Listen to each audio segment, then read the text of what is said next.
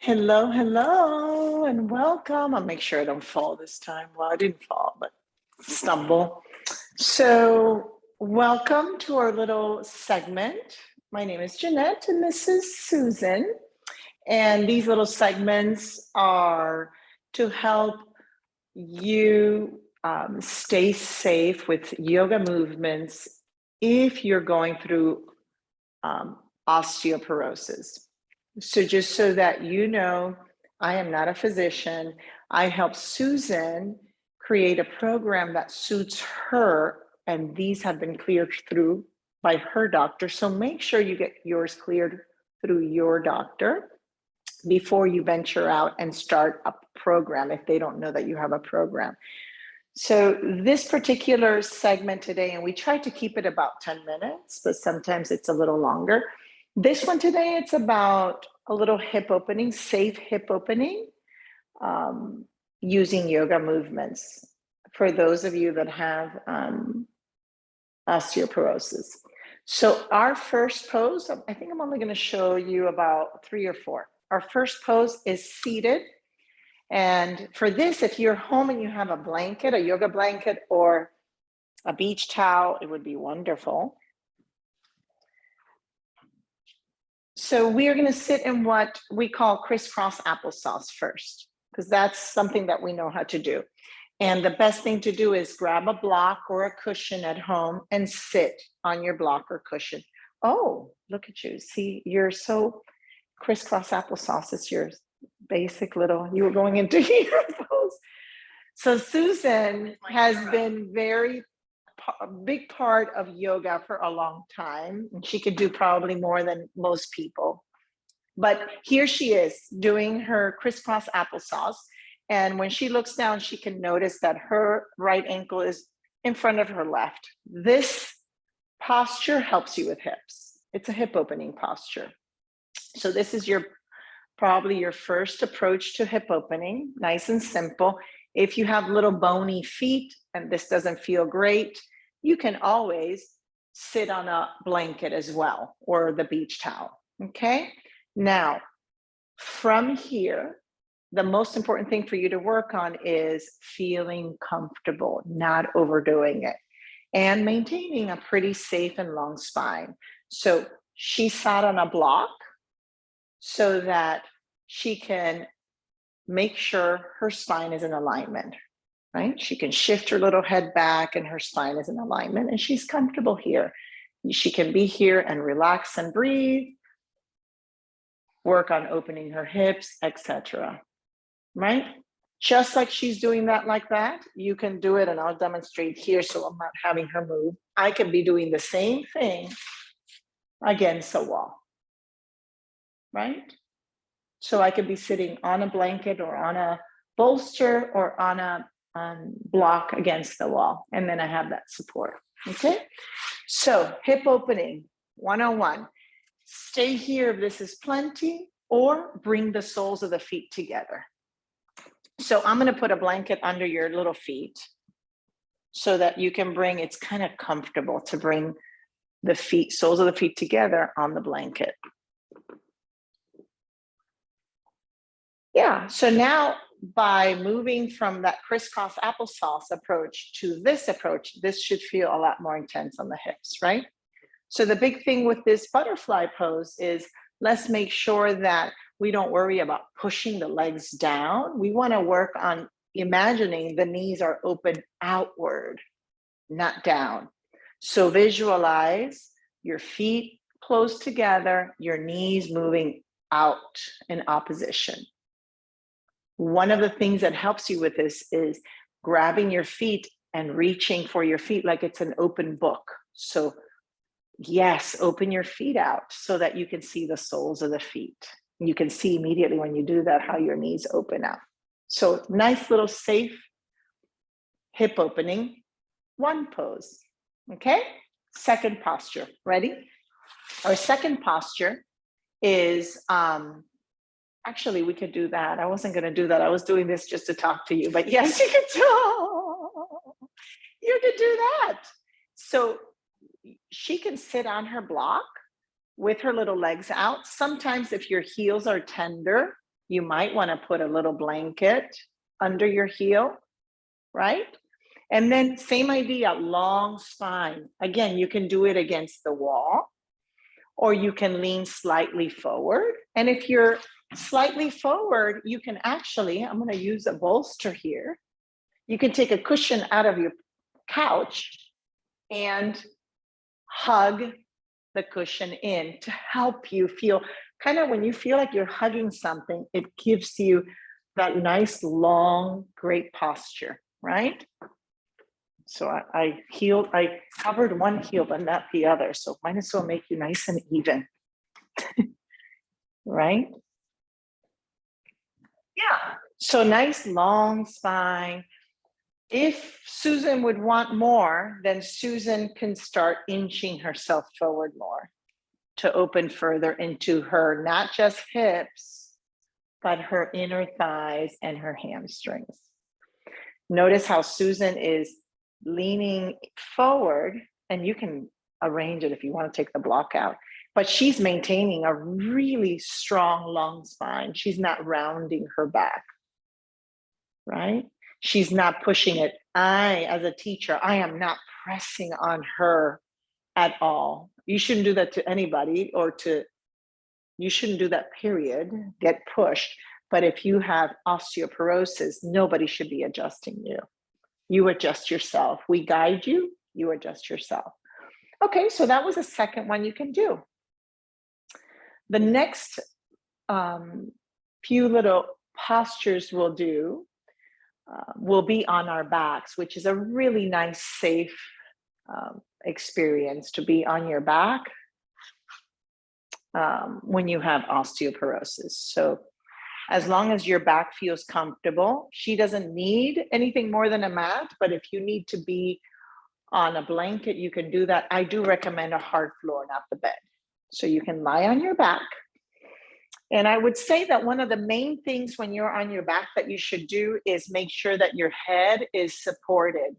So if you tend to be kyphotic, she's not, right? But if you tend to be so rounded in the shoulders that your head doesn't, touch the floor comfortably and you have this huge gap under your neck, then that's where a block or a blanket would come under your little head, and then you would feel that nice support.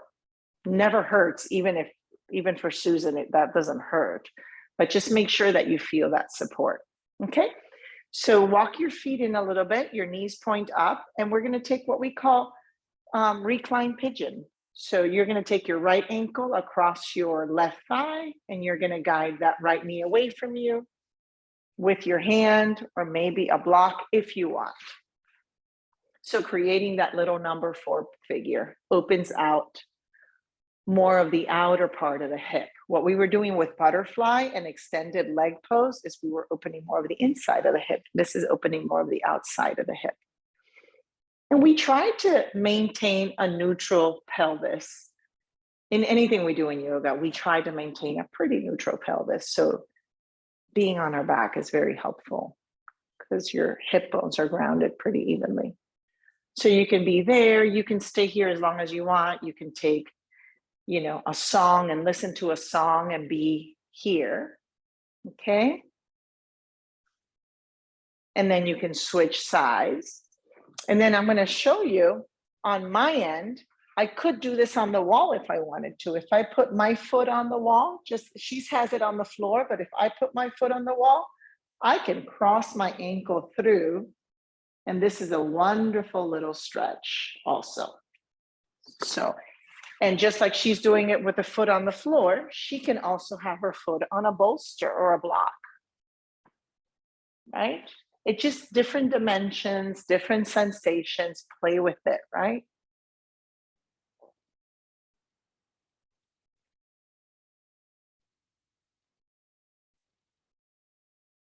Good, let's release that.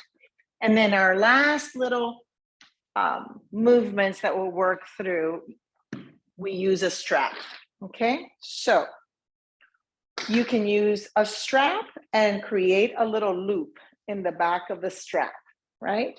So if you have a traditional strap, it usually has a buckle, create a little loop. And then you place the strap in the arch of the foot. This is my favorite strap. This is her favorite strap because this is a beautiful strap that was birthed by my mother, who makes them. Fantastic. And these straps hold your mat, and they were designed during COVID. So we don't borrow mats. We take our own straps and our own mats. So by looping your foot, by looping it, you create this really nice, long, straightaway remainder of the strap that gives you so much slack for you to feel comfortable to keep your knees straight. What happens a lot of times if you don't loop the foot and you fold the strap over the arch of the foot, your strap is not as long. When your strap is not as long, then you start to pull and you bend your knee, and then you defeat the purpose, okay? So you wanna maintain the knee straight so that the entire back part of the leg lengthens. And then you wanna create that length so that you can create length through the sides of the body and the arms. And then she's taking her arms over her head and her ears align with her arms. Good. So this is a nice, safe little thing to do. You can do this on the wall like this. You can lean against the wall when you're in the edge of a little door jamb. Watch me fall here. I'm not doing this very gracefully, but see, you can do this like that also. Okay, but the strap just makes it like a lot easier because you can do this anywhere. You can drop and do it. Okay, now from here, she's gonna start to open her leg towards me, but here's the catch. When she opens her leg towards me, she has to make sure her left hip stays grounded, her left glute stays grounded. If she opens her leg and that left hip comes up, then she's overdoing it. So she's gonna take her right hand and create almost like the driving force with the right hand. The right hand guides the leg slightly to the right, and then she finds her maximum when her hip feels like it's gonna start coming off the mat. That's where she pauses. This just creates a little different stretch in her leg. Stay here a breath, 3 breaths, 8 breaths, whatever you want, and then you come back to center. You let the other hand move the leg slightly to the left. Now, depending on what your doctor gives you a heads up, some people can rotate a lot, some people are not allowed to. So I would say less is more, just rotate a little bit. Make sure your shoulders are grounded and you rotate a little bit. I recommend, she's comfortable keeping her knee straight and going, but I recommend bending the knee so that you can kind of get a feeling of what's happening on that lower back. Her leg is straight, she's rotating the knee, and like I said, she's been doing this so long, this is not a big deal to her. But for you, it might need to be just very gentle, okay? So let me show you what gentle means. Gentle might mean she lets go of the strap, her knee bends, come back to the center. Her hand comes on her knee, and then this is it. This would be gentle. She barely twists. And then if she's okay with it, she'd points her nose in the opposite direction of the leg. Right, so she's inching because she wants more because she likes that feeling, right? So just make sure that you decide how it feels to you and get cleared, okay? So we only did one side. You can definitely do the other side. You want to do the other side together? You can do it. So you can feel even Steven. So there she is again. It's kind of nice. Whoa, it's kind of nice because then they can see it both sides. She starts extending. Keep in mind that your sides are not created equal. So maybe one side needs to be done slightly different than the other. And then with her leg extended, she takes that long straightaway of the strap over her head, maintains a nice long spine.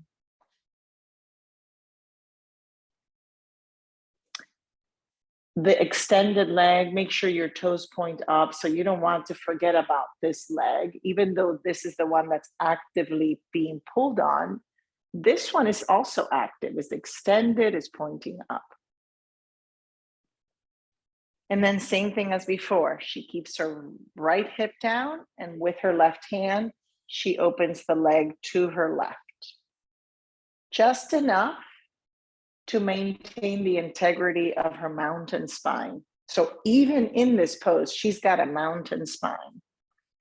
When she was sitting in butterfly, she had a mountain spine. And then when she was doing that number 4 figure, she had a mountain spine. If you think about it, we have that all the time. Good, and then come back to center. Remember, she's grabbing her strap, but you can just bend your knee and then bring yourself over in the opposite direction, just enough so you feel it. Feeling a stretch in your back and your hip, but nothing should be uncomfortable. And you can point your nose in the opposite direction.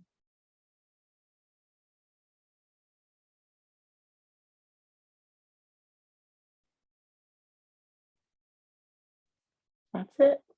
Back to center, inhale, release the strap, hug the little legs in, roll the ankles if you want.